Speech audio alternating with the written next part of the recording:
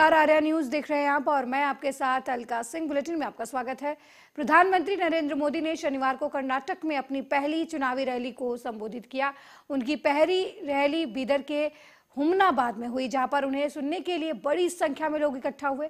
यहां पीएम मोदी ने कहा कि ये मेरा सौभाग्य है कि इस विधानसभा चुनाव में मेरी शुरुआत बीदर से हो रही है। बीदर का आशीर्वाद मुझे तब भी मिला था जब मैं पीएम पद का उम्मीदवार बना था।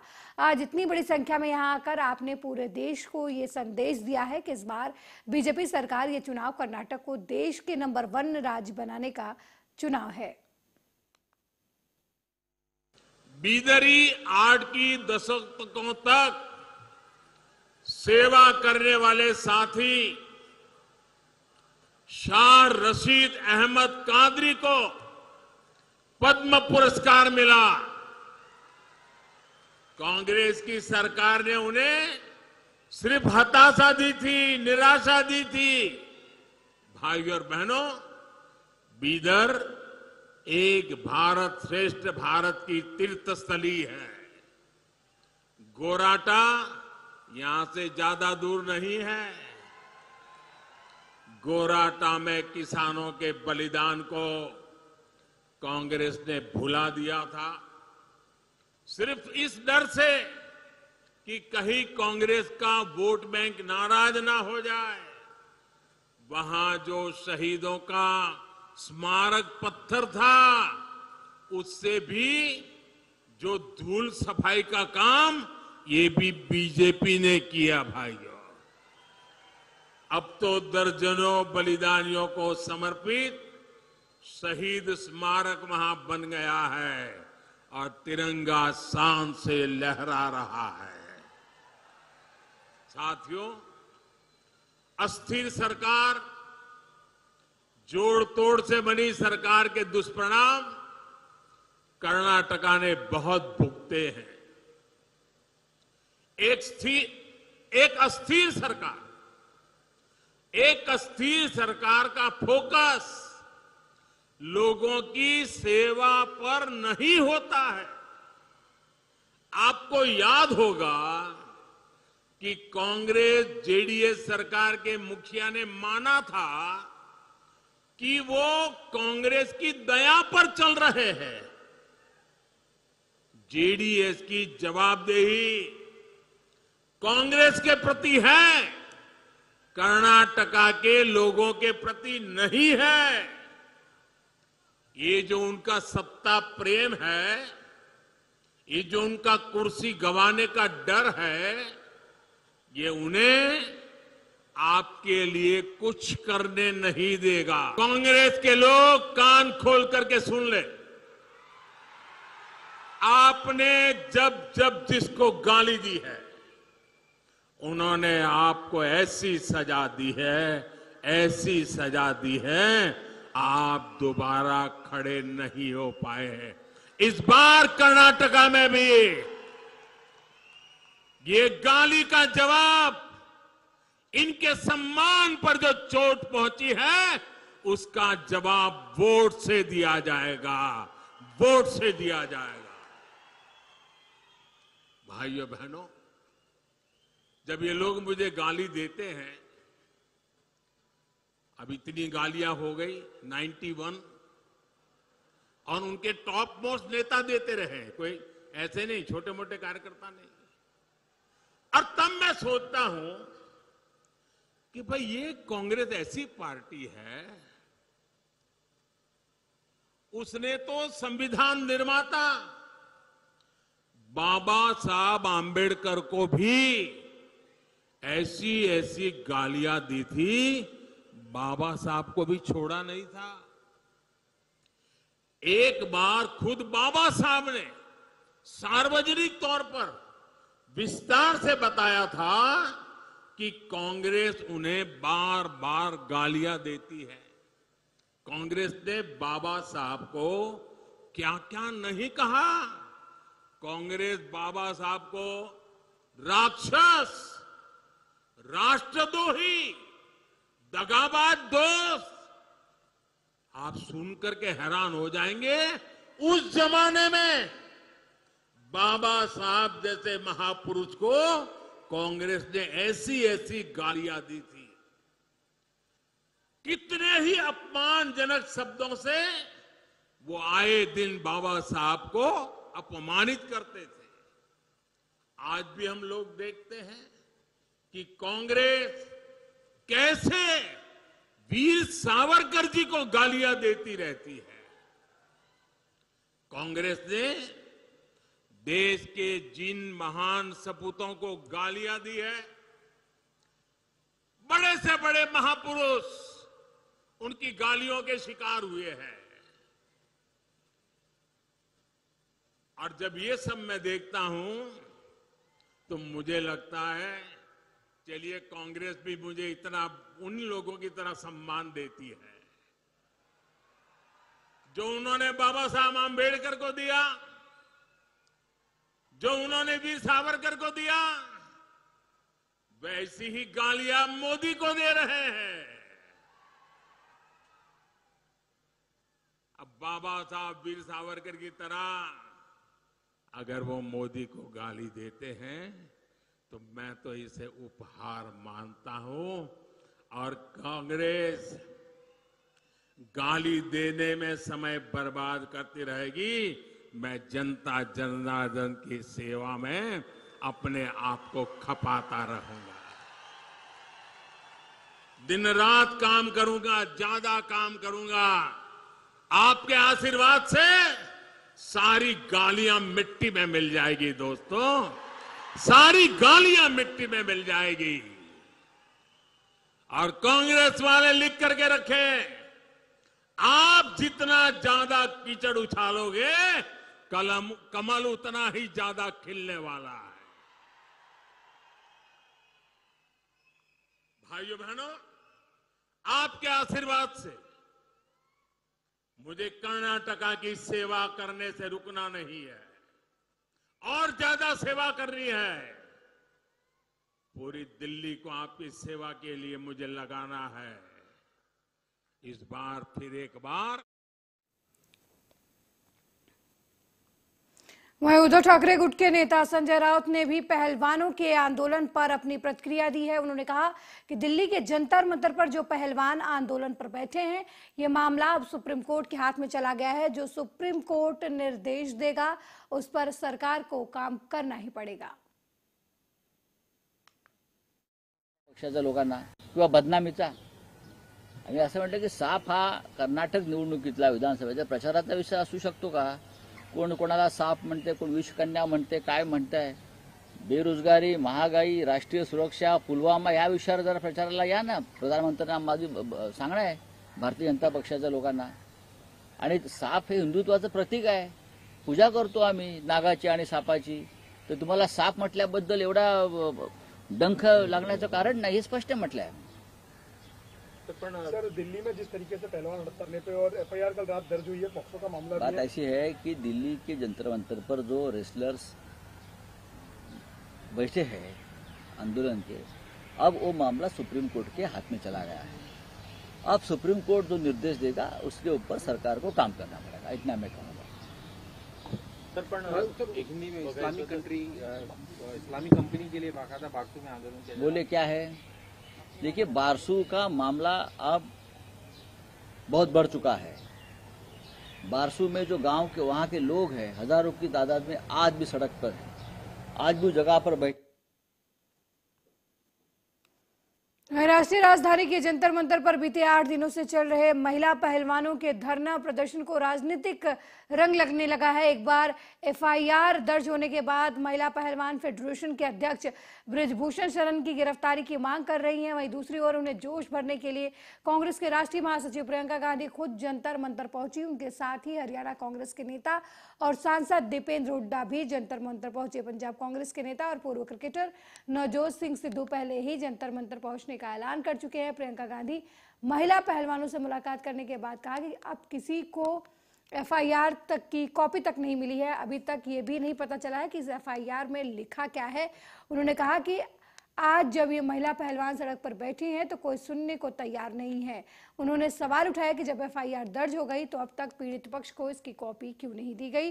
उन्होंने बृजभूषण शरण सिंह के लिए कहा कि जब तक ये पद पर रहेंगे प्रेशर बनाते रहेंगे, इसलिए पहले उनका पावर लें, इस्तीफा लें। प्रियंका गांधी सुबह 8:10 पर जंतर मंतर पहुंची और करीब 25 मिनट तक पहलवानों के साथ रहीं। दर्ज हुए हैं तो उसकी कॉपी नहीं मिली है किसी को नहीं मालूम अभी तक कि उस एफआईआर में क्या है, कौन सी धाराएं कौन सी नहीं है। जब ये लड़कियां मेडल जीत के आती हैं तो हम सब ट्वीट करते हैं, सब कहते हैं कि हमारा गर्व है। सारे जितने भी नेता हैं हम इंक्लूडेड इसमें, हम सब कहते हैं कि ये सबसे बड़ी बात है, देश के लिए अच्छा है, ये है, इन्होंने देश का गर्व सम्मान रखा है।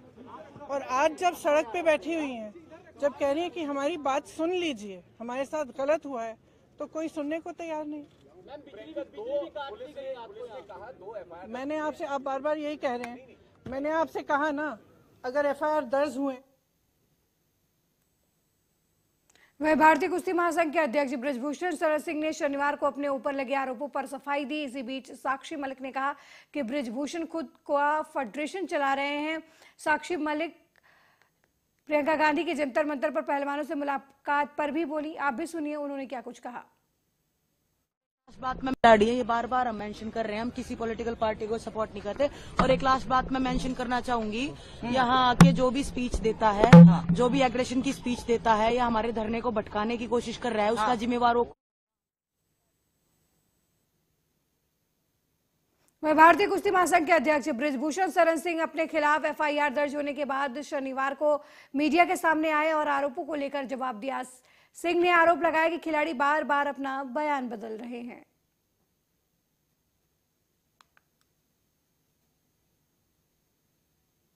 कहना चाहता हूं, एक ही परिवार और एक ही अखाड़ा क्यों? हरियाणा के अन्य खिलाड़ी क्यों नहीं? हिमाचल के, महाराष्ट्र के, मध्य प्रदेश के, केरला के, कर्नाटका के, तमिलनाडु के, बंगाल के, आसाम के, देश के अन्य प्रांतों के खिलाड़ी क्यों नहीं? 12 साल से लगातार इनके साथ यौन उत्पीड़न होता है, केवल इनके साथ। वो यौन उत्पीड़न देश के अन्य खिलाड़ियों के साथ क्यों नहीं होता है? केवल एक ही अखाड़ा और एक ही फैमिली, एक अखाड़ा एक फैमिली। बाकी हरियाणा का 90% खिलाड़ी और 90% गार्जियन बृजभूषण सिंह के साथ है। क्योंकि मैंने काम किया है, मैंने खेल को जहां तक सेवा दे सकता है ईमानदारी से सेवा दिया है, और इसीलिए आज देश का। आपसे लोग बोल रहे हैं कि अगर आप इस्तीफा दे देंगे तो एक सही जांच हो जाएगी, इस पर आपका क्या कहना है? नहीं, फेडरेशन का कोई रोल नहीं है, फेडरेशन का कोई रोल नहीं है। और इन लोगों की डिमांड लगातार बदलती है। अगर इनके पुराने बयानों को आप सुनेंगे तो ये जनवरी में इनकी मांग निकल करके आई थी कि अपने पद से इस्तीफा दें। मैंने उस समय कहा था कि पद से इस्तीफा देने का मतलब है कि मैंने इनके आरोपों को स्वीकार कर लिया। मेरा कार्यकाल लगभग पूरा हो चुका है। जब तक नई बॉडी नहीं बन जाती है, और अभी सरकार ने आईओ की एक कमेटी गठित की है, 3 लोगों की कमेटी गठित की है, जिसमें एक कोई हाई कोर्ट का जज होगा या सुप्रीम कोर्ट का जज होगा। उनकी देखरेख में 45 दिनों के अंदर चुनाव संपन्न होना है। चुनाव संपन्न होते ही मेरा कार्यकाल स्वतः समाप्त हो जाएगा। इस्तीफा कोई इतनी बड़ी चीज नहीं है, लेकिन अपराधी बनकर नहीं, अपराधी बनकर। पूर्ण आस्था और विश्वास है, और इस देश के अंदर सुप्रीम कोर्ट से कोई बड़ा नहीं हो सकता। और सुप्रीम कोर्ट ने के सामने कल एफआईआर करने की बात आई है, और अभी यद्यप एफआईआर की कॉपी मेरे पास नहीं है, लेकिन एफआईआर हो ही गई होगी, और उसमें मुझे कुछ गलत प्रतीत नहीं होता है। और जो जांच एजेंसी वर्तमान समय में दिल्ली पुलिस है, उस पर भी मुझे पूरा भरोसा है। मुझे किसी प्रकार से कोई शिकायत नहीं है, और मैं पूरी तरह से निर्दोष हूं, और इन आरोपों का सामना करने के लिए तैयार हूं। जांच एजेंसी जहां भी उचित समझेगी उसकी हर जांच में सहयोग करने के लिए मैं तैयार हूं। मुझे पहले भी भरोसा था, आज भी भरोसा है। सुप्रीम कोर्ट से ऊपर इस देश के अंदर कोई नहीं हो सकता है और सुप्रीम कोर्ट का आदेश सर्वमान्य है और मुझे या मेरे समर्थकों को ये आदेश सर्वमान्य है और मुझे जांच एजेंसी पर भी पूरा भरोसा है और मुझे और मेरे समर्थकों को न्याय मिलेगा, क्योंकि लगातार कई महीने से गाली पर गाली, गाली पर गाली, गाली पर गाली, आरोप पर आरोप, आरोप पर आरोप, इससे हमें भी कष्ट होता है, हमारे परिवार को भी कष्ट होता है, हमारे समर्थकों को भी कष्ट होता है।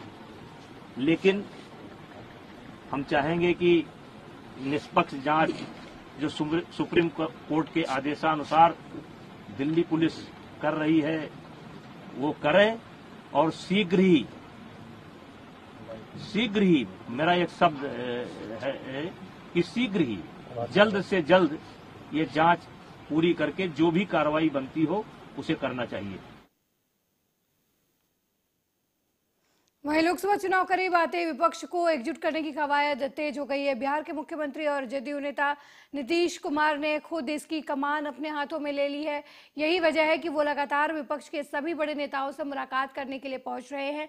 हालांकि नीतीश कुमार ने स्पष्ट कर दिया है कि वो सिर्फ विपक्षी दलों को एकजुट करने में लगे हैं, वो पीएम फेस नहीं बनेंगे। नीतीश का कहना है कि मैं एक बात साफ कर देना चाहता हूं कि मुझको चेहरा नहीं बनना है, सिर्फ मिलकर काम करेंगे।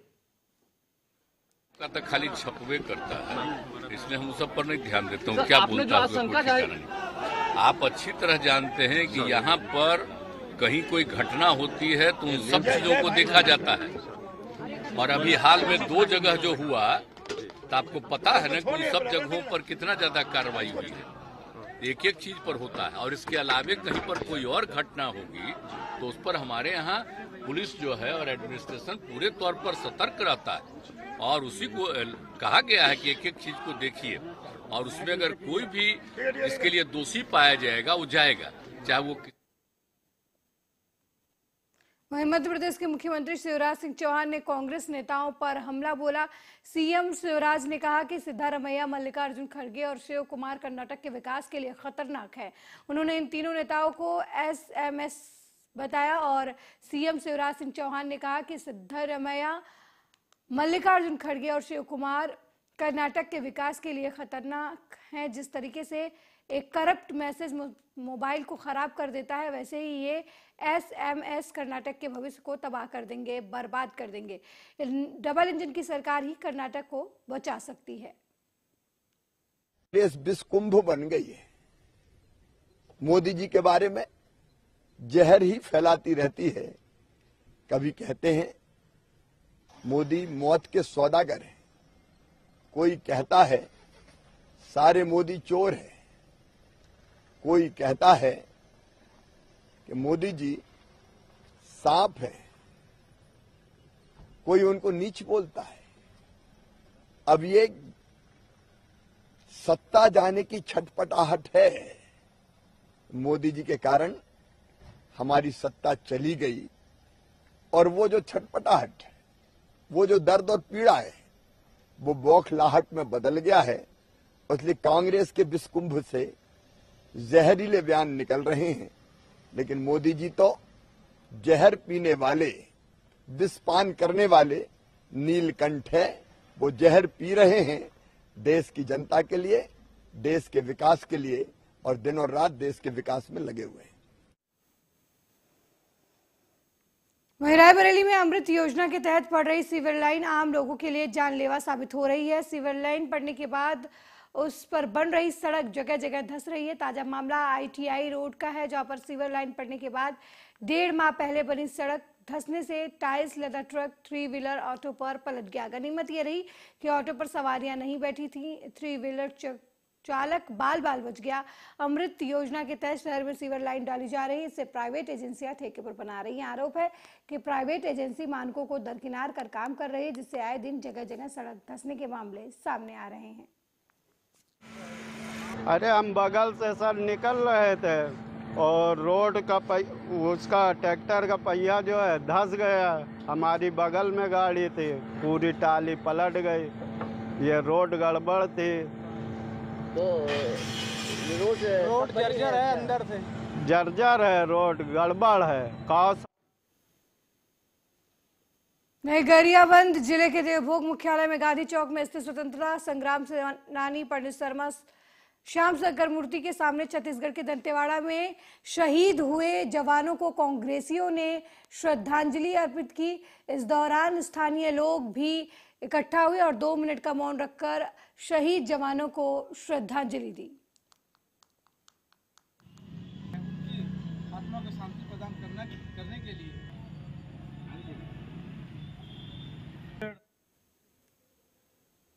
वहीं उत्तर प्रदेश सरकार के वित्त मंत्री संसदीय कार्य मंत्री सुरेश खन्ना ने ट्वीट करते हुए बताया कि 22 जनवरी 2024 को राम मंदिर के गर्भगृह में रामलला की प्राण प्रतिष्ठा होगी। अब इसे लेकर नई जानकारी सामने आई है। अयोध्या के राम जन्मभूमि तीर्थ क्षेत्र के ट्रस्ट के महासचिव चंपत राय ने बताया कि ये बस एक अफवाह है। रामलला की प्राण प्रतिष्ठा की खबर की तारीख अभी तय नहीं की गई है।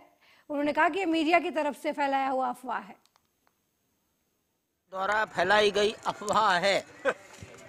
22 तारीख जो अखबार में मीडिया में चली है वो आप ही लोगों के द्वारा फैलाई गई अफवाह है, जनता को भ्रमित करने का प्रयास है। सर आज की बैठक जनता के लिए क्या संदेश? आज की बैठक में क्या जनता के लिए संदेश है, जनता सुखी रहे, उनके परिवार सुखी रहें, अयोध्या आए, भगवान के दर्शन करें, रामलला के दर्शन करें, नए बनने वाले मंदिर का दर्शन करें। आज की छुट्टियों का नानाखेड़ा थाना के नवाखेड़ा गांव में बिजली गिरने से एक महिला की मौत हो गई, जबकि एक 13 साल की बच्ची आकाशीय बिजली की चपेट में आकर गंभीर रूप से घायल हो गई, जिसका निजी अस्पताल में इलाज चल रहा है।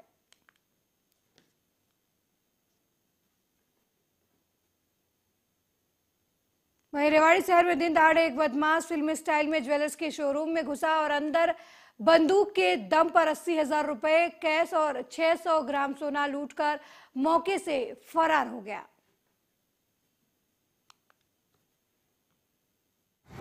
हमें संज्ञान में आया, हमारी सभी टीमों ने विजिट किया है सीन ऑफ क्राइम को और we are registering an FIR immediately और जो भी इसमें उपयुक्त कार्रवाई होगी हम करेंगे।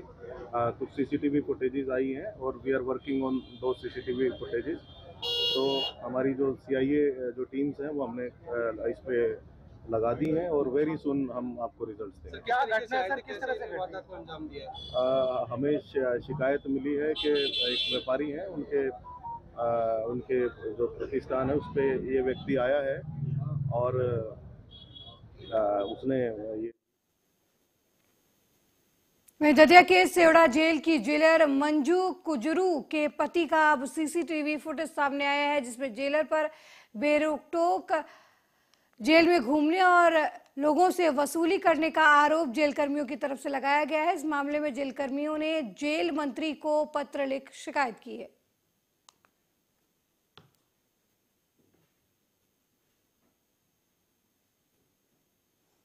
वहीं रायबरेली निफ्ट कैंपस में प्रैक्टिकल करते समय प्रथम साल की छात्र आग से झुलस गई। गंभीर तौर पर झुलसी छात्रा को जिला अस्पताल भर्ती कराया गया, जहां उसकी हालत गंभीर देखते हुए उसे लखनऊ रेफर कर दिया गया। बता दें कि छात्रा 90% तक जल गई है। निफ्ट से एक छात्रा आई है, लगभग 21 साल की है। वहाँ का स्टाफ उसकी बहन लोग लेके आए थे। लगभग 90% बर्न है, सुपरफिशियल टू डीप और बहुत सीवियर है, सीरियस है और हमने यहाँ पे देख के फर्स्ट एड करके एडमिट किया है। बाकी वहाँ से सर्जन लोग रेफ़र कर दिए हैं उसको। अच्छी थी, उसको असाइनमेंट कर रही थी अपने वहाँ और उसको कुछ हम लोगों को खबर लगी कि कुछ आग से जल गई है। उसको फिर लेके हम यहाँ जिला अस्पताल लेके आए हैं, ट्रीटमेंट चल रहा है।